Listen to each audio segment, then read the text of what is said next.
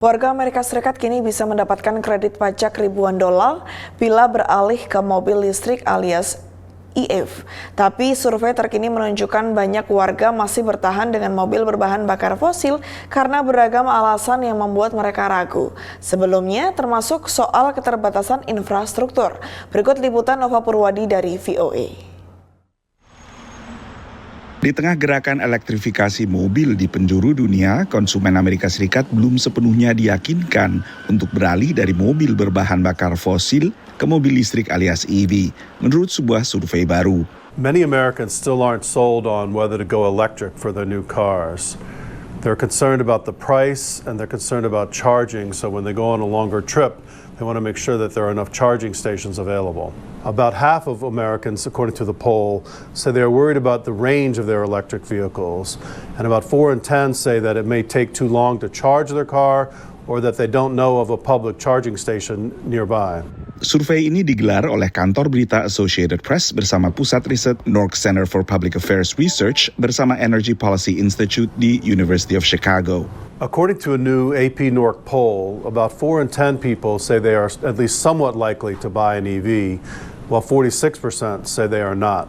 The same survey shows that only about 9% of Americans own or lease an electric vehicle.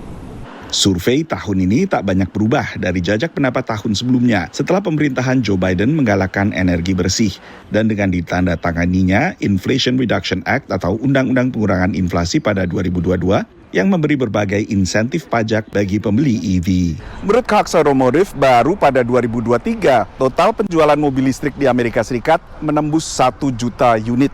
Ini merupakan angka penjualan tertinggi, meski masih mencakup hanya 7,6% dari total penjualan mobil baru di Amerika. Sebagai perbandingan, penjualan EV di Eropa telah menembus double digit.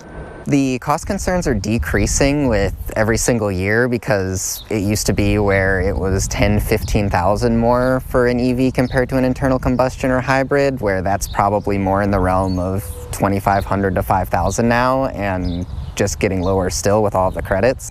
Di Cincinnati, negara bagian Ohio, Caleb akhirnya melirik mobil hybrid, bukan sepenuhnya EV. Karena ia khawatir saat menggigilnya suhu udara musim dingin nanti, baterai mobil bisa mendingin sehingga bakal lebih terbatas lagi jangkauannya.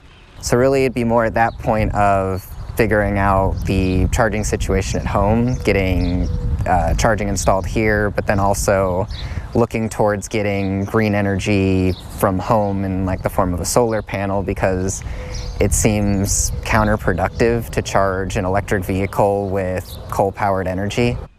Pengendara mobil di AS umumnya menilai mobil listrik memadai untuk berbagai kegiatan rutin di dalam kota, seperti belanja ke supermarket atau mengantar anak ke sekolah. Tapi untuk perjalanan luar kota, seperti yang sering dilakukan saat libur panjang, mereka kembali khawatir dengan pengecasan baterai dan jangkauan mobil.